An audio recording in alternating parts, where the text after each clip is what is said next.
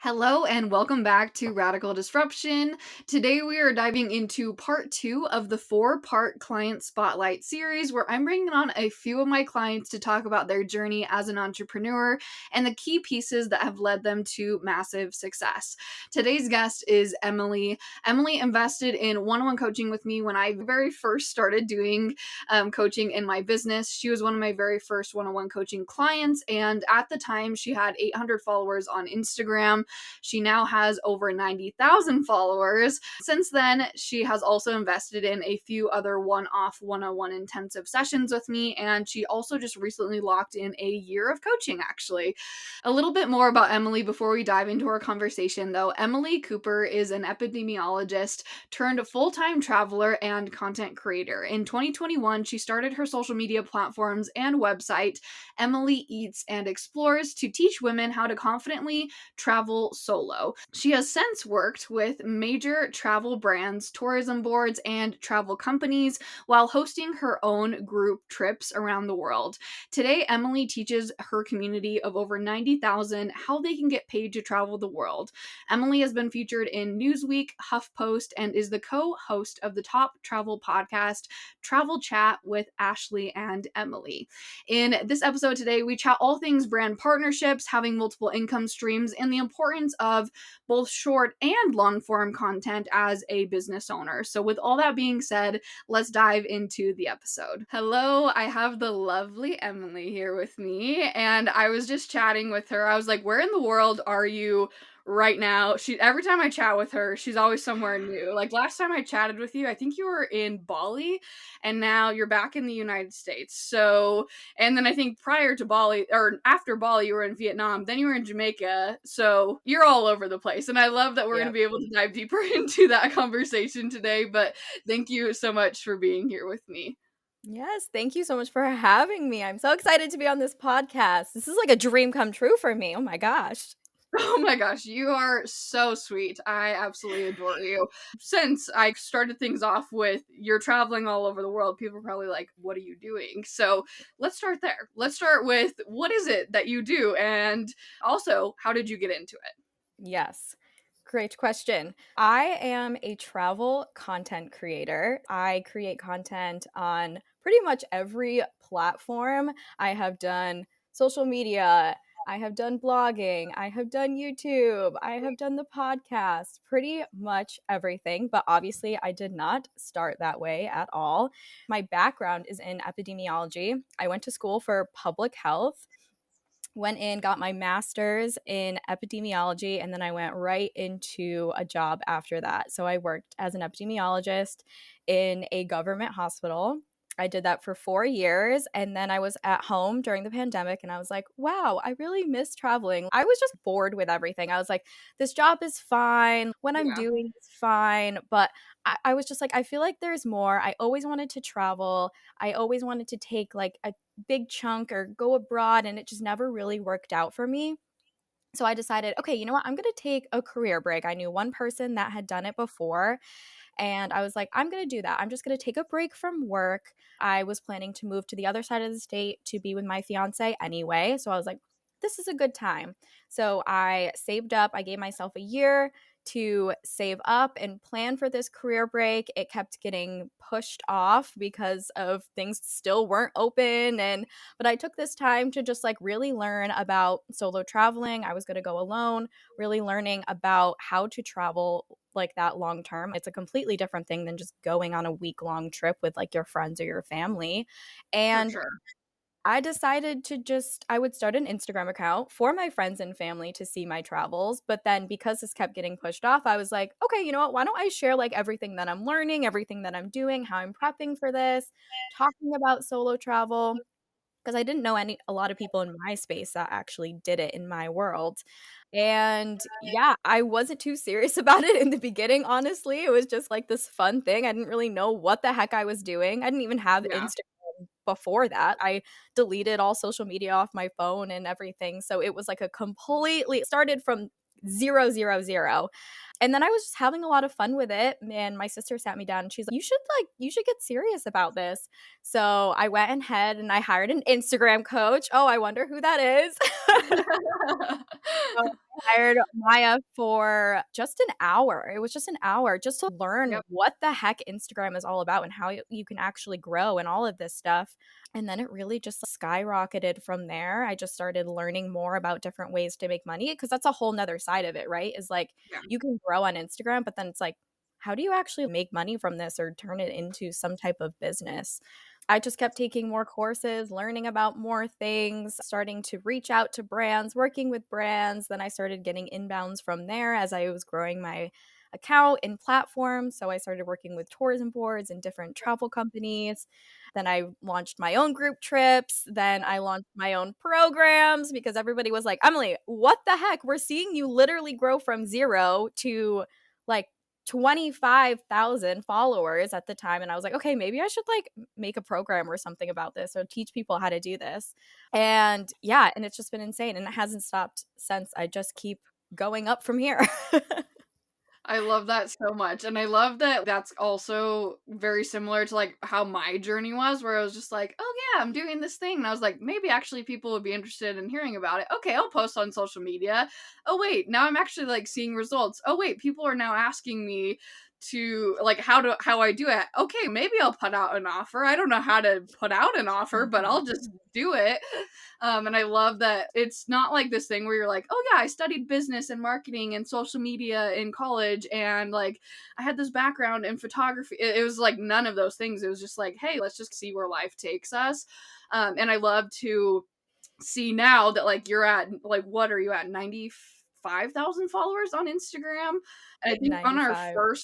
I think on our first call, which was like way at the very beginning of my business even, I think you had like 800 followers, and we chatted, like you said, all things Instagram, and now fast forward 95,000 followers later and a whole business, and the amount of countries that you've traveled to is just so cool. So to take a step back, I want to talk about specifically what you were doing at the time to grow your Instagram account, and then I want to talk about monetization after that. So what have you realized was, I guess, what was working when you very first started, and is that same thing working now for you in terms of growth?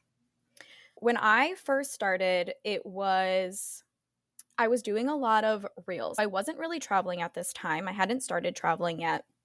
I was creating reels. Mostly it was those kind of voiceover reels. You would just be like, you would say whatever the audio was saying. Maybe you were like pointing to some things. Yeah. It was all very just fun and a lot of just really basic tips and then those funny voiceovers. So I was doing a lot of those. I actually filmed with the same background. I had a map background, so people called me Map Girl for a while.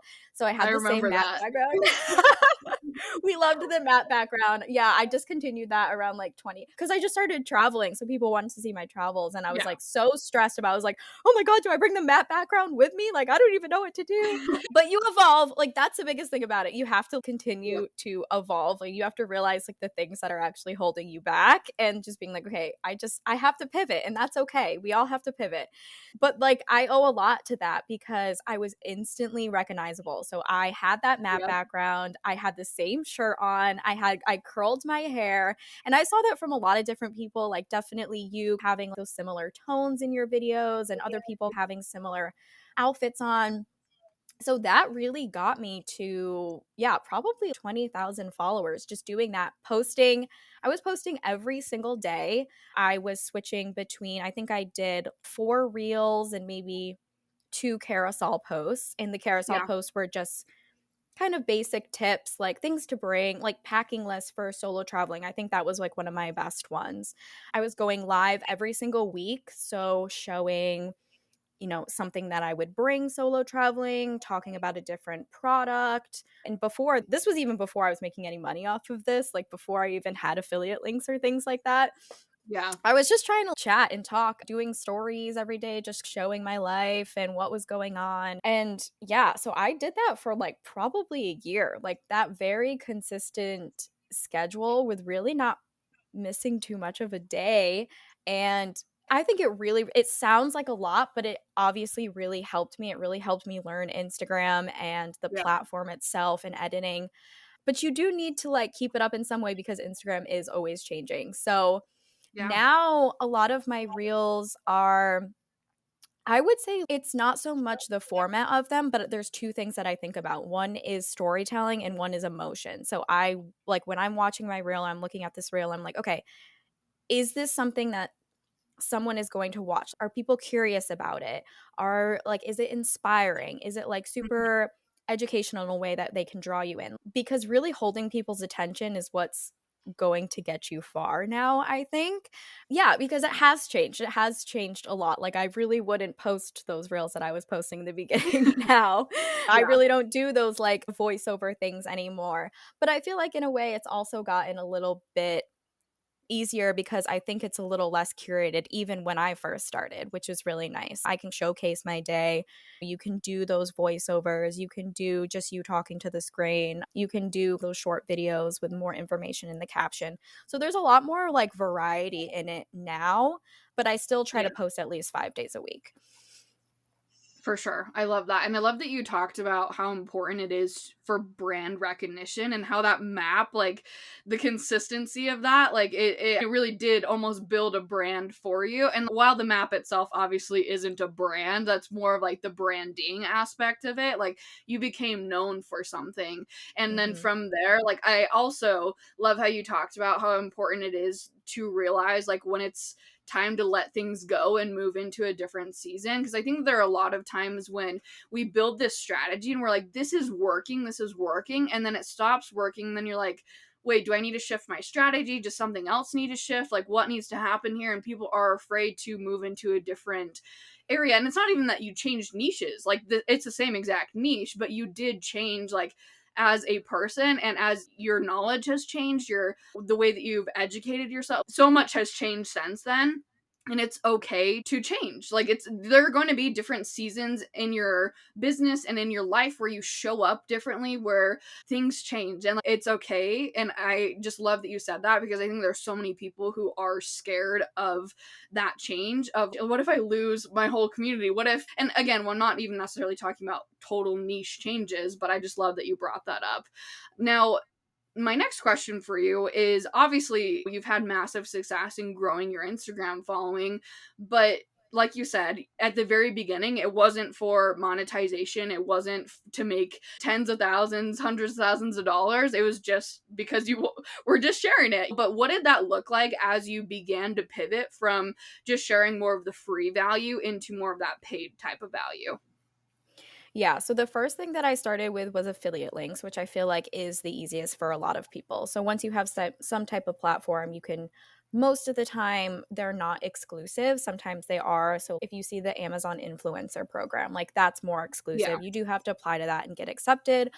But some others are not. So you can just join them if it's something that you love that you've been talking about anyway. Like I said, I was sharing lives about my backpack, my Osprey backpack. That would be a perfect example of how you can type in Osprey affiliate program and you can go up and you can sign up for their link and then you can share that with your friends and your family and your platform, and once people make a purchase they can make money off of that. Like super Yeah. easy, you're not putting a lot of like effort into it. Sometimes it's something you're already talking about anyway, but then there's programs Rakuten, like I just figured out like that's $30 every time you get someone to join up. Like sometimes it can be Yeah. really big, sometimes they're not as big, but they can still be like a substantial amount of income if you're sharing it consistently. And I think that's obviously the biggest change for me from starting to like actually making an income was consistency of sharing those things to make money.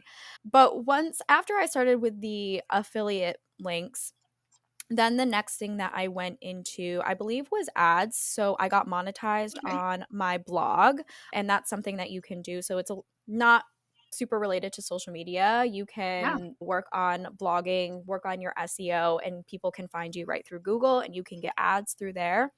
Hmm. And then around, it was like 1,500 followers. That's when I got my first brand partnership. So I was following a bunch of other travel creators. That's what you do in the Yeah. beginning. You're like, ooh, like what's everybody doing? What are they Yep. posting about?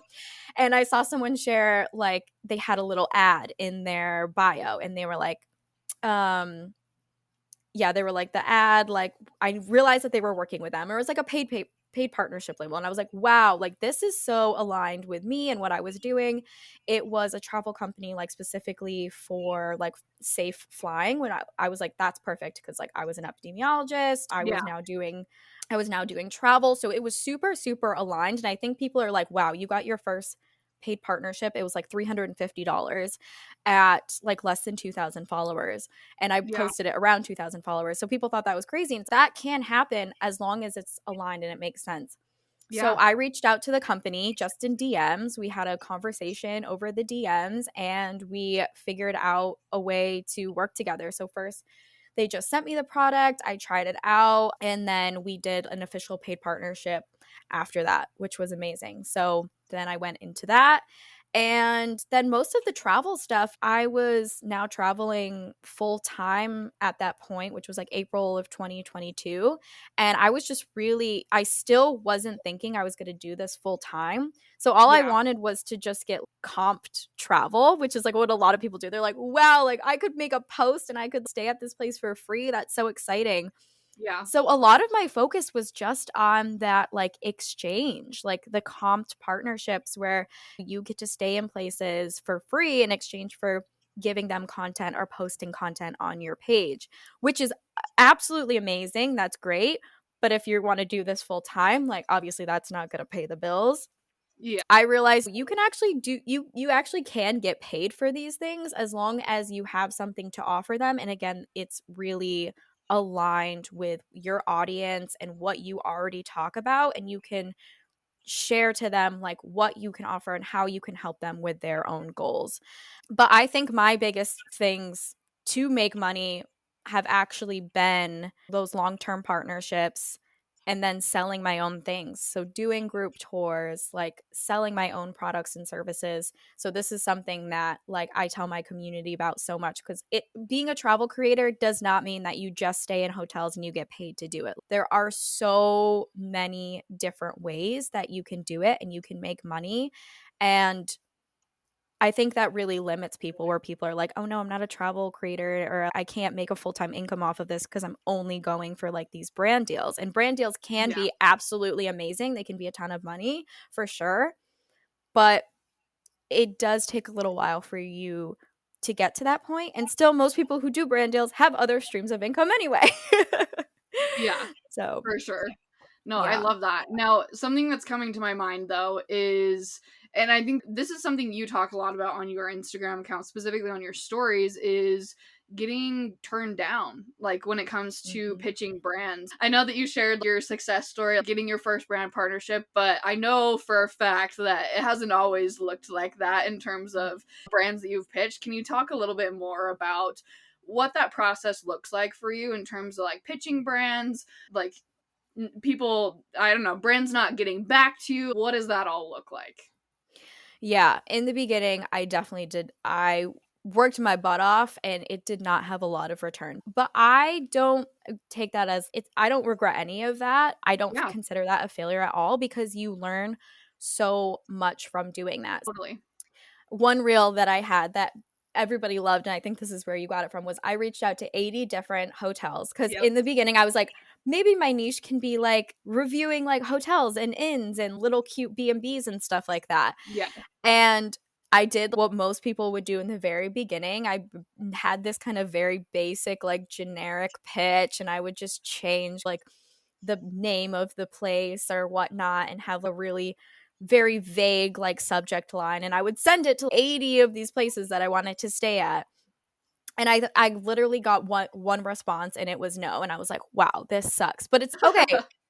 That's okay. Sometimes it does take a lot for you to get to that point. But if Yeah. you are putting in the work to really find these places and these companies that are super aligned and you really know what you have to offer them, then it doesn't have to be as hard. So, my biggest thing is like, first is going to be the subject line. Like, you really have to have a solid subject line and it's not something super vague. Let's partner together. I don't know, just something weird like that. You want to put like partner with solo travel expert, or like partner with travel creator with 90K followers, or partnership. Maybe you're wanting to work with a tourism board and you just want a comped partnership. Comped Yeah. partnership. You want to make it very clear, and you want to make that, let them understand that this is a travel partnership or a blogging partnership or something. And then you want to go in with your pitch and you really want to share, you really want them to know what's in it for them. And I think this is where people Yes. leave it out. They're like, I'm going to tell them all about me and like why we should partner, and I want a free stay and this would be great and blah, blah, blah, blah, blah. But like, how are you going? Like, the ROI is always something that you have to think about. So, like, the return For on sure. investment, and that's the return on investment for them. So I know a lot of people can like sometimes get upset when brands and companies aren't reaching back out to them, but a lot of people are reaching out to them, and a lot of the times it's just, it's not super aligned. So we can understand why Yeah. sometimes they get really defeated in these situations. So you just really have to think about the brand and, you know, is your audience, like, say it's a place that you're going to in Texas. Do you have an audience? And a lot of these people are in Texas. And maybe it's a hotel that is like tailors to kids. Like, is your audience a lot of like mothers or families from For Texas? sure. Like, that would be super aligned. And then you have to explain it in that way, which some people Yeah. forget too. This is the audience. This is who I have. Like, I saw that you have just opened like this new amazing like water park. Like, I think it would be great that we promote this, and this is how I could do it for you. And these are the kind of things that I could offer you. So really setting it up into, you know, what you can give them and really why your audience is aligned with their audience. And I think that's where a lot of the disconnect can come from people. I love that. Really helping the brand to picture what it's going to look like, because I think that there are, I even get pitched so many generic pitches, and I'm sure anyone who has their email on Instagram, you get generic pitches all the time, whether that's in your direct messages or whether that's in your emails, and it's like when you see it you're like, this is so generic. Sometimes don't even change the name. Sometimes it won't even be my name. And so it's like, how are you going to stand out? Like, really paint that picture of like exactly what it's going to look like. And I love that you said start with the subject line, because if that's not going to intrigue someone, like, they're probably just straight up deleting that email. And Yeah. so I love that. Now, my question for you, I know that you've worked with a lot of brands that have brought in a lot of income for you. So really high paying brand partnerships. Outside of the things that you just shared in terms of tips with pitches, is there anything else if someone's, hey, I'm getting these brand partnerships, they're only 100, maybe $200, like, how do I scale into that next level? What would your best pieces of advice be for them? I would say it's definitely easier to get a high paying partnership if you have worked with the brand previously. So, one of Mm, the best things to do is make sure any brand that you've worked with, make sure one, you're sending them a KPI kit, which basically just shows like what you posted about and how they did. So, the different yeah, analytics of them. So, it shows this is how many comments. I always like to put it in a cute little PDF on Canva or something. I like to show them, you know, the different numbers, and then yeah, even some really nice comments or DMs that I got about that post.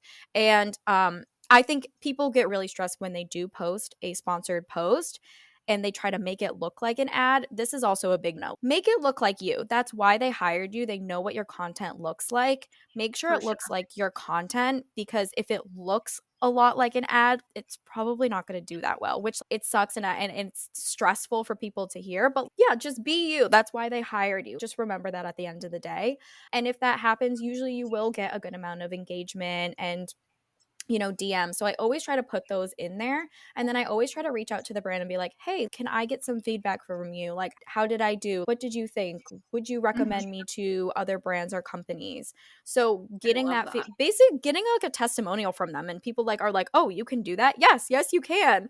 Like, I shared Yeah, on my story once, I was like, this is what you want. And I was like sharing a bunch of different like screenshots and DMs that I got from brands, and people are like, how are you getting those? And I'm like, I'm just asking for them. I'm just yeah, asking. So once you have that proof that you can deliver for different brands and that you've delivered to brands before, again, like, just reach back out to them. I think that's huge, is like people are like, now I'm going to twiddle my thumbs and wait for the brand to come back to me and want to work again.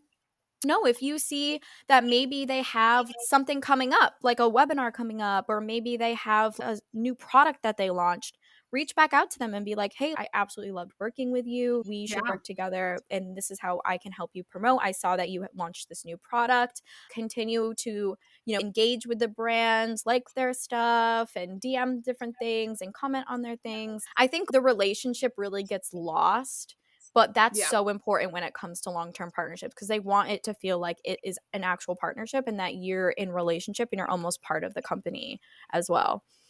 Ooh, that was so juicy. But I also, you know me, I love simplicity, and that was like so freaking good, so freaking valuable, but also so simple where it's not, hi, go out and do these 50 different things. It's build long term relationships. And it's, oh yeah, like that makes sense. I love that so much. One thing that came up for me that I was questioning though, how do you were talking about, you want your content specifically when you're doing, these paid partnerships to not look like, hi, this is an ad, hashtag ad. Mhm. Like, obviously, like it is an ad, but you were talking about how important it is to be yourself. Now, how do you navigate when the brand gives you so many different stipulations of you have to do it in this exact way and you're like going back and forth and they really are like wanting it to look this specific way but it's not going to perform as well and they're like controlling what the content looks like. Have you ever Mhm. been in that situation and how would you navigate that?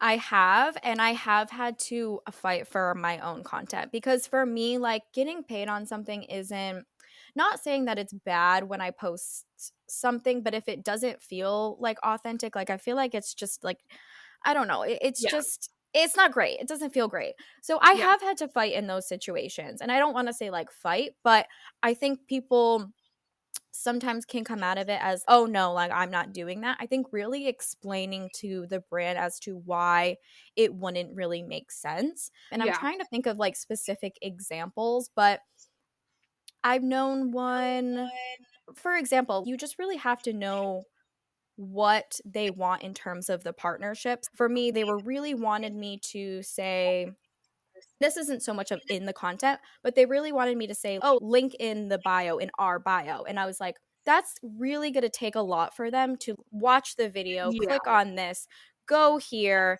Yep. find the link in your bio. I'm just going to do like a many chat feature. And I explained to them why Yeah. I wanted to do this many chat feature. That's not so much in the content, but you can do something Yeah. similar when it comes to that. You just want to For explain to sure. them why there might be a disconnect there and why your audience might not really absorb the content that's coming to them if it's being like portrayed in that way. So Yeah. really just trying to explain those things, but it can be hard because sometimes there are very specific things that you have to say. I know if you work with alcohol companies, it's credit card Yeah. companies, like those are very intense. So I think you just have to know those going into it that Yeah. yes, these could be like quite high paying partnerships, but there's going to be a lot of things that you might have to say that might not feel like Yeah. super aligned. But it's just, practice discernment in those situations. If it's something you really don't feel comfortable with, like at the end of the day, it's taken you X amount of years to really have that community and that audience. And it's not Yeah. going to be worth it if it's feeling icky inside for you to post it in a certain way or do something that really doesn't feel aligned. For sure. And I love that you touched on how important it is to really trust your expertise and trust that you know your community best. And of course, there are, like you said, going to be certain stipulations as to what you have to include. But ultimately, if you're like, I know this is not going to work in this way, or it would perform better if it was done in this way, like the brand wants it to perform well. Mhm. Like they're not, like they don't want it to fail, obviously. And so, and they honestly might just not know when ultimately your audience best. And so, I think just like trusting your instincts, trusting your intuition, and trusting, again, your community best. And also, something too that I think is so important is if you don't stand up for yourself that first time and then you want to continue working with them, like they're like it's going to be harder and harder for you to stand up for yourself the more that you get into that partnership with them. And so I just think it's not to say again that you're trying to like be rude to them or anything like that, but Mhm. it's so important for you to take that stand. And I think that's also, if I was thinking if I were the brand, I would be like so amazed by that. If someone reached out to me like, no, actually we should do it in this way because it's going to increase conversions, or, I think the reach would be better, I'd be like, oh my gosh, thank you. Like, you care about me and my brand because these are what our goals are, and so knowing their goals and then making sure that your content is catered to whatever their goals are, like, to me, I'd be like, wow, I have mad respect for you. So Mhm. I thank you for sharing that. I love that. Now, we talked a lot about brand partnerships, but there are a lot of other income streams. And you talked about how important it is to not just focus on one income stream. And this isn't just applicable for obviously travel creators. This is applicable, in my opinion, to every entrepreneur out there, is to have these multiple income streams. And so for you, can you talk to us a little bit more about what some unique income streams are for travel creators, and maybe even how you've implemented that, or maybe how people in your community have implemented that? Yeah, I think one of the best ones right now is group chores. And I feel like for a Mm, lot of people, it sounds like it's really scary and like a really crazy thing to do. Oh no, I have to run this whole tour and set up yeah. this whole tour. It's not like that at all because there are now companies that are like helping you with all of this. So I work for a Mhm. company called Trova Trip, and they basically do all of the logistics and they do all the Ooh, heavy lifting. love So that. all I have to do is be like, "Hey guys, come on a trip with me." You have to sell it. Okay, obviously it's selling is a bit harder than that, but Yeah. come on a trip with me and then everything else is all set up for you. So they do payments, they do emailing, they do like questions, they do customer support, they figure out all the itineraries, they get you a local guide on site. So something like that would be so great. And you don't need someone in my community had 200 followers and she had a group, like she did a group tour. So you That's don't awesome. need anything crazy for that. And I think the same thing with products and services. So one of a great thing would be like, okay, you're sharing all of these amazing places that you've been to, but why don't you put that into an ebook or a little guide and you can sell Yeah. it for something that's you don't have to sell it for anything crazy, but it's just another income stream because people if they really like you and they have a connection to you, they are going to want to do something that you have done and you can make it Yeah. really juicy and put even more detail in there than you can on an Instagram post or even a blog post. So those are really great. And then also like just to get started would be UGC, which is I know it has blown up, but user generated content is so great and you can also do that in the travel space. So you can work with Airbnbs, you can work with hotels, and I actually just posted a reel about this, but also just being you could be like an in-house creator for these companies. Like I've known people that are they travel to one hotel multiple times a year and create content for them. That's really cool. And Ooh. now they're the in-house Yeah. creator, or you can do it for a tourism board. So these are ways that you can really get your foot in the door and you don't technically need to have a ton of followers for these things. You just have to be skilled at creating content and whether that's photography, videography, creating content on social media because that is a little bit different too. But there's endless ways that you can make money with it, but I feel like those are the things that people forget about and don't realize that they can do because people are usually so focused on like brand partnerships when you become a creator or an influencer as a way Yeah. to make money. But really having something that you can sell, even physical products, like selling, I don't know, anything. You can create your own backpacks. I don't know, like even any Yeah. of that kind of stuff. Like that's something that you can add in there as well. I love that. Really quick, for someone who has no idea what UGC is, what is the difference between UGC and a brand partnership? Good question. So, a brand partnership is when you are partnering with the brand and you're creating content to promote on your own page. So, say that you worked with a water bottle company. So, you're going to have the water bottle, you're going to create a reel on it why you love bringing this water bottle around, and you're going to post it on your page. You're going to talk with the brand about the deliverables, you'll sign a contract, and you'll do maybe a reel and a few stories on that. UGC is when you are going to still create that content and you're going to create it in two ways. It's either going to be organic social or paid social. So, organic social is maybe you're making it for the company to just post on their social media pages. So, you're going to talk Yeah. about the water bottle, you're going to take photos of it. They can use that content to post on their own page. or it can be paid social. So this is going to be a little bit more curated. You're going to have a little bit more skills to do this. And you can go look at Facebook ad library is a great place to look so you can figure out what kind of ads and things there are. And you'll use that and they'll run ads on that. So that's going to be something that's going to be a bit more like eye catching. So Yeah. you're not posting any of that content on your own account unless you want to. The brand owns this content and they can use it for really whatever they would like, whatever you have agreed upon. Usually that's a little bit lower income, again, unless you're doing like a package. So I always like really suggest doing both because you're going to be able to scale brand partnerships as your following increases versus Yeah. UGC, unless you're doing a lot of that paid advertising content, it's going to be a bit harder for you to scale in that Okay. sense. But they're both And still great.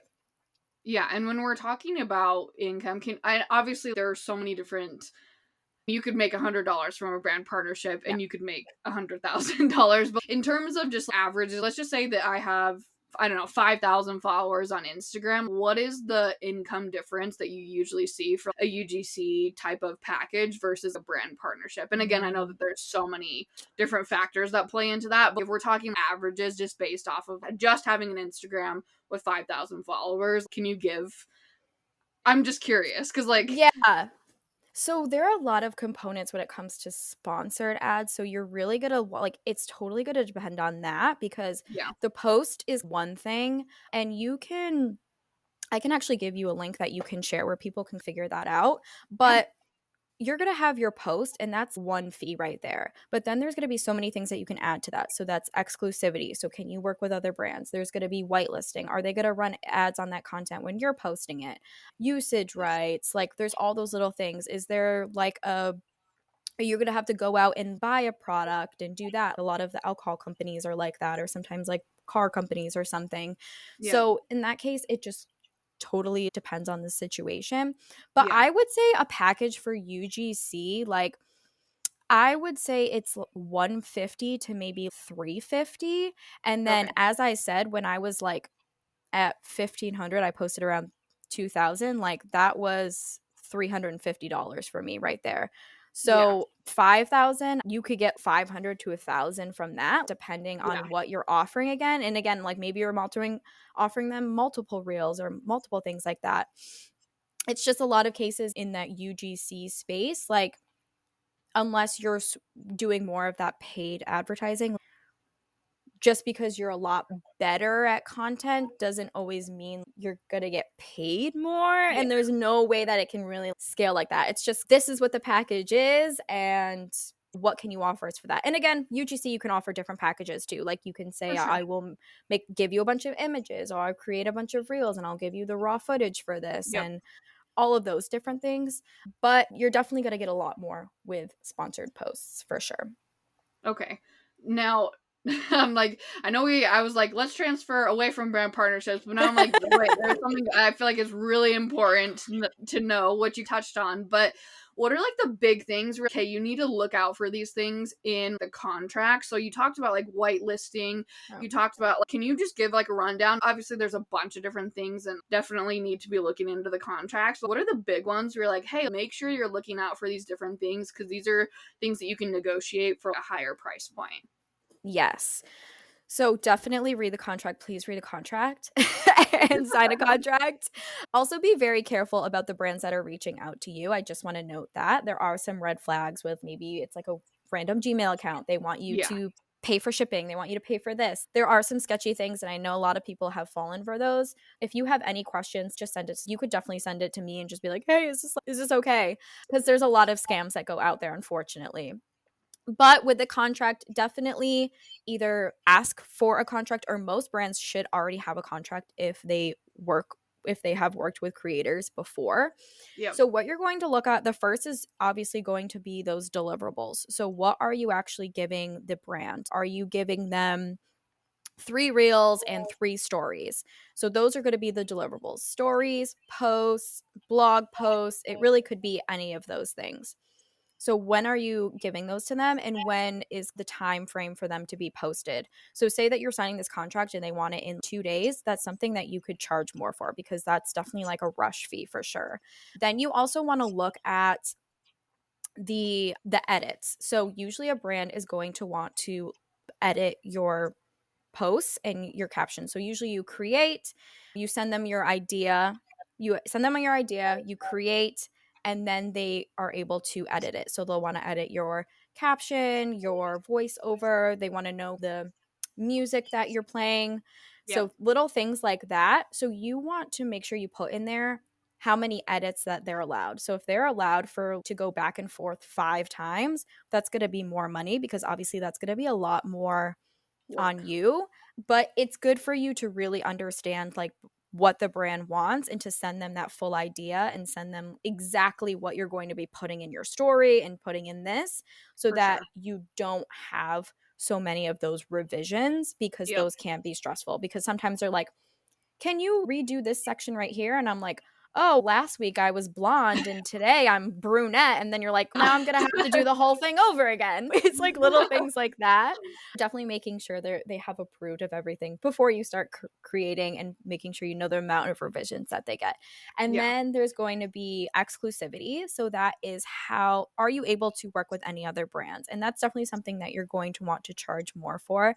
And again, I can send a link that kind of has all these little breakdowns of it. And because say that you work with Adidas, obviously they don't want you to be working with Nike. It's just going to Yeah. be a conflict of interest there. But it's, again, is this like for 2 weeks, or is this for a whole year? And what Yeah. if Nike reaches out to you and they say, we're going to offer you a 50K package? And then you're like, crap, now I can't work with you because I Yeah. worked with this company. So that's just something you want to keep in mind about. And then, yes, so there's whitelisting. And that means, are they running ads? Like when you post, are they going to be running ads on that? And if they are running ads, how long are they running ads for? And you're going to want to charge for each month that they're running ads. And then there is going to be usage. So there's something called perpetuity. And this is something that every brand tries to sneak in there, because They do. a lot of creators don't read contracts. But that's basically, once you have created this content, now they own the content forever and always. If you notice, this is something that I would never accept, because if you Yep. do, it should be literally like so insane. Like you should be getting paid up the wazoo for this. So if that's something that you see in the contract, definitely, you know, highlight that and negotiate down that, or tell them they have to take that out completely, because perpetuity, it's not beneficial for you at all. And again, they could use that content for pretty much anything. So say that you had a brand partnership and you were working with one company and you did have an exclusivity for them, but then this ad that has, your face in perpetuity is running it on that. So there's always Yeah. going to be things that you just really want to be careful for. So I would say like usage, you can offer them usage, but I would not do in perpetuity. I would not allow them to use your content forever and ever. So I think those are probably the biggest Yeah. things. And then again, if you're doing travel partnerships, maybe you have to pay for meals, or maybe you have to pay for this somewhere, making sure you're adding all of those into the contract as well. Okay, I have to pay for my meals. Let me put that in the contract. Make sure you're getting paid for those kind of things. Transportation, like all of that little stuff, it's small, but it adds up. Maybe you have to buy something again for this partnership. But in terms of like things that are usually always in the contract, I would say those are the biggest things. Ooh, that was so juicy. Thank you. With the perpetuity, for me, what I usually do is I will either say, no, you don't have the rights to it, or I'll negotiate something like on a quarterly basis. So, like, Yeah. per 3 months, they have to pay X amount of fee if they want to Mm-hmm. continue using it. And then it's like, then I say, like, you can only use it for X amount of things. If you want to use it for this other thing, then that's another fee. So, Mm-hmm. that's something else that you can do as well. But I'm very curious to know. So, you talked a little bit at the very beginning where you were talking about how you started out on Instagram, but now you have like blogs and podcasts and all these different things. So, talk to me a little bit about the importance of having short form and long form content, not just in terms of growing your community, but also in terms of growing your income as well. Yeah. So this is so important. I feel like a lot of creators definitely forget about this, but I think the easiest one, because people think, oh, okay, now I have to have all these short form platforms and all these long form platforms. You don't have to have that. I think like having one of each is great. And Yeah. for me, I have two that are my main ones. So Instagram is my main short form platform. So I started growing that and I got really good with Instagram. And I was like, Yep. okay, great. And then my next one, other big one is actually my email list. So people forget that this is like Mm. also a huge component as well. And that's Yeah. actually something really easy, not easy to grow, but like it's something that you can start growing from the very beginning. Yeah. So if I started over, I would definitely grow my Instagram while I was growing my email list for sure. And just directing Same. people to that, doing some type of call to action because it's so important. Yep. And like I do feel like I make a lot of my income from my email list. So I Yeah. do a weekly newsletter. I share different like travel opportunities, brand partnerships. I do like a FAQ of the week. So that's something that a lot of people want to read and a lot of people are interested in, but you don't have to like go into that crazy. You can just start with like giving them a freebie, like something like maybe like a packing list, and you can share it with them. They get the freebie, and then now you have your email, and then you can figure out what to do with it at a later point when you're not Yeah. so overwhelmed learning another platform. I think that's really important. And then you really also want to know like your audience. Like, I think if you have an audience that is like mothers, for example, I think like a podcast would be so amazing for you to Agreed. have that just because they could be going on a walk. They could be like doing the laundry, doing dishes. They could be doing anything like driving home from work. Like there are Yep. so many ways that people can listen to a podcast, and I think you just really have to know your audience for that. It's also a great way that you can just connect with your audience more. And then there's YouTube, which is also a really great platform if you're looking to have that more like face to face connection with your audience. Yeah. So it really just depends on you and what you like. I think you can definitely test them all out. A blog is obviously something else.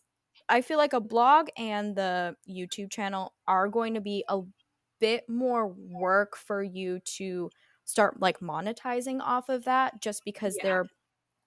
it does take some time for it to pick up, but that's just going to be something that you have to go in knowing that this is going to be a long game. And I feel like Yeah. podcasts can definitely be like that too if you're really looking at for it as like an income stream. Like this is a long game versus Yep. social media has a lot of that like quick gratification sometimes. Maybe you have a Yep. reel go viral or this go Yep. viral, and then maybe you have a big launch that you're doing and it's a bit easier to sell. So that's just going to be something that you're going to have to think about. But it's also like those long form platforms like a podcast, like a YouTube channel, like a blog, like people can find you on those, which is like Mm. so amazing. And they can find Yeah. something that you posted 2 months ago versus Yeah. like it's gonna be hard for someone to find your reel that you posted 2 months ago. Definitely Yeah. definitely not like a TikTok or Yeah. even LinkedIn or any of those. It's gonna be a lot trickier for people to search and find those things versus like it's amazing that people can do that when you have that long form content. So that's gonna be something that's super super powerful. I was just talking to someone who's a blogger and she made 40K off of one post that's still doing Holy. really well. Yeah, and it's right. It's just crazy. YouTube as well. You can Yeah. post a YouTube channel, it can just keep growing and growing and you can continue to make money off of that. So Yeah. that's really amazing in that sense. It is a bit more of that like passive income. But I think it's really important to have growth both, and I would suggest starting with the short form because I just think it's a lot easier for you to understand and get that momentum and then going into that long form unless it's an email list. No, I totally agree. And I think looking back on my journey, people ask me all the time, they're like, do you wish that you had started a podcast sooner? Do you wish that you had started? Now I'm like repurposing my podcast onto YouTube. They're like, do you wish that you had done that sooner? And I'm like, looking back, like, I think obviously there's lessons. Like there's always not necessarily like regrets. I don't really see them as regrets, but I see them as lessons. And I think, for me, could I technically have started my podcast sooner? Yeah, but I'm also grateful that I did it when I did on my journey, because for me, the short form content and like being able to build that community and understand like one platform, being focused on that. And I did have an email list that I was also building at the same time, but like email is a little bit different in that sense too, where you're not having to learn an algorithm, you're not having to like Mm-hmm. it's 100% work, don't get me wrong, but it's a little bit different than like social media. And it was just so nice to be able to just focus on Instagram.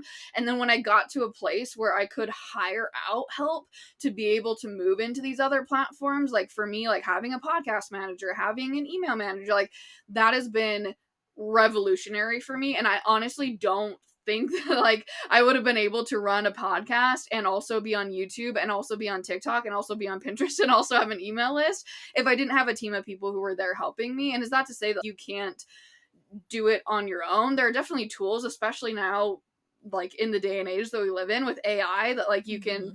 definitely help with repurposing onto other platforms. But like having that short form content and building that community has been so pivotal in how I've been able to grow my audiences and other platforms, because now I'm just driving traffic from this short form content, which is on Instagram. And I'm saying, hey, I have a podcast. And people are like, oh my gosh, wait, I already love you on Instagram. Now I get to hear Mm-hmm. even more from you on a podcast. Like I'm sold. Versus if I had started with a podcast, like there's just, it's not so that you can't grow that way, but it is more of the long game in terms of the growth on a podcast versus the growth on something like Instagram. And again, obviously, I say long game versus short game. They're still pretty short in terms of running a business. You could grow a YouTube. I've seen people grow YouTube channels to huge numbers within a year, but in comparison to someone growing on Instagram in 1 month, like again, like just different numbers there. But I love that you brought that up, because I totally agree. Like the short form content moving into the long form content has been really powerful for my journey. Now, something that you brought up is you were talking about someone who had made like 40K from a blog.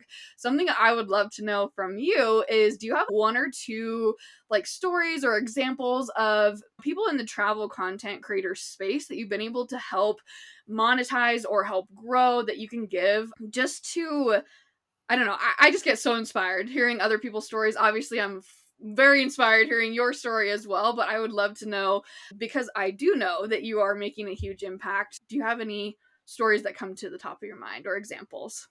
Oh, thank you. Yeah, I mean, I think the biggest thing for people, like when they're starting in any space, is just like feeling like they have someone to ask questions to and like just have a community. And so Yeah. that's why I started my community. It's called the Travel Boss Community.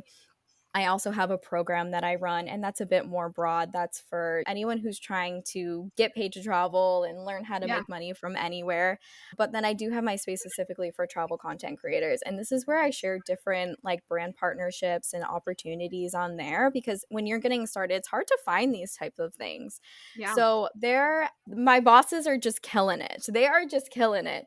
We had a call yesterday, and two of them are doing like their first and second press trips, which is amazing. And a press trip is when you are working with a tourism board and they send you to, basically you work with, it's like a city. There's like a tourism board. A lot of cities and Yeah. states and countries have them, and you get to work with them, and they just set you up with like food and housing and different activities. And it's just like the press trips are so much fun. So it's really exciting to see, people in the membership starting to work with those, because you can also get paid a lot of money for those. I know people that have made like 30K working with a tourism board, so that's including Wow. everything, and you're getting paid for that, again depending on how much you're going to be offering them and what your content quality is. But Yeah. yeah, I've had a lot of those instances where people, long-term UGC partnerships. I had one girl who was able to connect with a brand, and she was able to get a long-term UGC partnership, and she has like under 2,000 followers. So it is a bit harder for her to really get those high-paying brand partnerships, but having a UGC partnership was really exciting for her. And Yeah. then so many of the bosses right now are also looking into group tours, which has been so amazing, because you can make up to like probably 30K, 25K running one of these group trips, which is amazing. And that's just working through a company. Like imagine if you were doing it on your own, like really the Yeah. options are endless. So I know people that are doing that full time now and absolutely love it. Seeing so I think that's the most amazing thing is like people like having the people in the Travel Boss membership understand that there are so many opportunities from the very beginning that I Yeah. didn't really know about. Like you think, oh, I have to hit 10K, I have to do Yeah. this, I have to have this, I have to have this many things on my blog or like this many listeners on the podcast. And it's just like, it's not true. There are so many different things that you can do. There are so many Yes. opportunities out there. So I just helping them connect with those things has just been really amazing. And I'm just so proud of all of them. Even if all they did is like, not all they did, but post their first video, like even that is Yeah. amazing because that's really hard for a lot of people to do or reach out to a company or start pitching or nothing's like big or small in this game. Everything's just super, super exciting. And I just love seeing how everyone has taken the information and just flourishing. They're just crushing it. I love it. I love that so much. And I love that you said opportunities are endless because they really truly are. I would love to know, we talked about your like scaling in terms of Instagram growth to just end things off for today's episode. I would love to know like what your business in terms of income has looked like, at the very beginning versus what you're looking at now in terms of the amount of money that you're making per month and what that looks like for you. Yeah. So I started off when I quit my job, I was making this was April of 2022. And I was making about $300 a month from Instagram. So that was between maybe like a brand partnership here and there and some like affiliate income, some ad income. Yep. Now, I don't even know if we've checked in yet because Maya is still my business coach, of course. But last month, I had my first 30K month, which is like so insane. I Yay! know. So that's so insane to say because when I started out, I was just like, I just want comped trips. That's it. That would Yeah. be cool. And then you realize like all the opportunities that are out there. And I just went to a business retreat and there's creators making $1 million a month. And it's just, and that's why I love talking about income and I love talking about money and I love talking about the opportunities because it's not limited in any way. It's just limited Yeah. in what's in your mind. I never thought a 30K month would be possible. A 100K month, I know you've done that, which is so inspiring to me and even close to that. But for me, I'm still like, oh, how do you even get there? I don't understand. You just do. You figure it out. Like things really grow on itself. Like it's just that compounding effect. And it's crazy how it all works. As long as you're still putting in the work and still loving it and really doing it for the right reasons, like Yeah. only good things are going to come your way. I totally believe that. So insane. Oh my gosh. I am celebrating you so hard right now. I'm like, I want to get up and do a little dance party. I love what you said. The only limit is you. That's really truly like your belief around what you can achieve and what you can do. You are your only limit. And I just think that's so powerful. And I love that we can end on that message because I think that that's so inspiring and what you've achieved is so inspiring and I can't wait. We're gonna do like a follow-up episode maybe in a year from now and we'll be like, I don't even know what we're gonna be talking about, but it's gonna be something even more amazing than this. And I'm so excited to see and watch your growth as we continue to go throughout this next year. Now, lastly, very last question, where can people connect with you if they want to learn Yeah. more? Please connect with me. I would love to connect with new people. Yes, I am on Instagram as Emily Eats and Explores. That's mostly where I hang out, but definitely join my email list as well. You can find the link in my bio. I host free masterclasses all the time, but I also share weekly a ton of different partnerships and opportunities and things that are out there. But yeah, I have a podcast as well. It's called Travel Chat with Ashley and Emily. That's super fun. We're on a bit of hiatus right now with the traveling. We travel so much. It's so hard to run a podcast when you're traveling so much. But yeah, I have a YouTube channel. But yeah, mostly on Instagram. You can pretty much find everything else on there. And then I have a membership. It's called the Travel Boss membership that is open twice a year. So again, just connect with my email list and you'll get all the updates on that. I host group trips. So if you're ever interested in traveling with people, I have one coming up to, this probably won't be, I'll have announced it by the time this is out, but I have one to Costa Rica next year in July. Ooh. And I know it's going to be so fun. And then I also have a program called the Money Making Traveler. So it teaches you over 30 ways that you can get paid to travel and make money from anywhere, taught by myself and 25 guest experts. So I owe much of my success to Maya because she has been there pretty much every step of the way through like my little one-on-one call. And then we did a whole month of coaching where she helped me with all my programs. And now I locked her in for a year. I stole her for a whole year. So Yes. thank you for everything that you have done. Oh, thank you. And thank you for sharing your knowledge. I learned so much, and I'm like, wait, I know I'm not in the travel space, but I'm like, I'm going to actually start implementing a lot of these tips too. So thank you so much for being here, for your time, for sharing all of your knowledge. You are amazing, and I love you so much. Yay. Thank you so much.